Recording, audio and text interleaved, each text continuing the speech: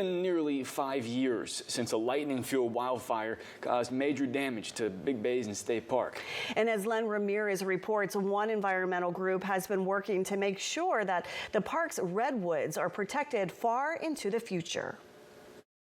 If these ancient redwoods could speak, they might tell a tale of improbable survival and near-death experiences. Big Basin was created in 1902 because citizens learned about unfettered, clear-cut logging that was happening across the Redwood Range.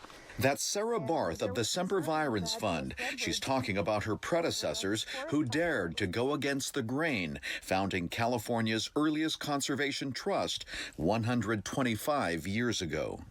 The old growth that we're about to walk through here is really what inspired activism on the part of the founders of Sempervirens Fund.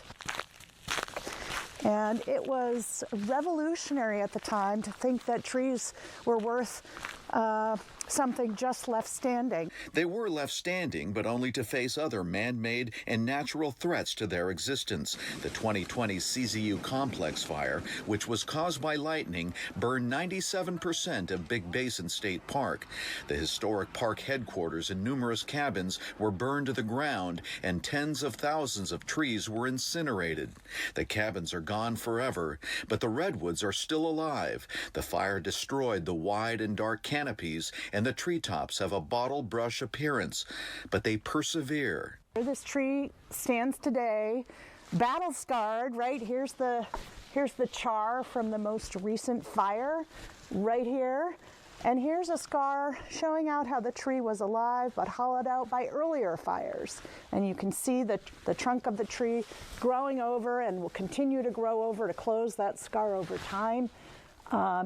And this tree is alive, a testament to the ability of redwoods to withstand even pretty extreme fire.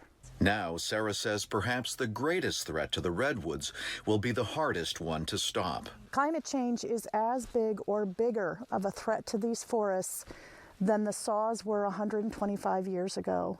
The saws we could stop, and once they were stopped, the forests were saved. Climate change, we're not going to be able to just stop it.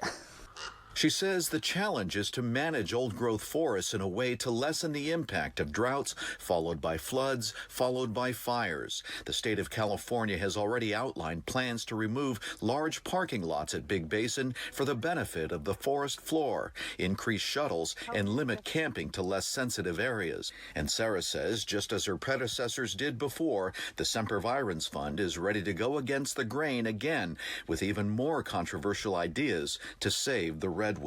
We're going to need to do things like thinning. That means logging, select logging.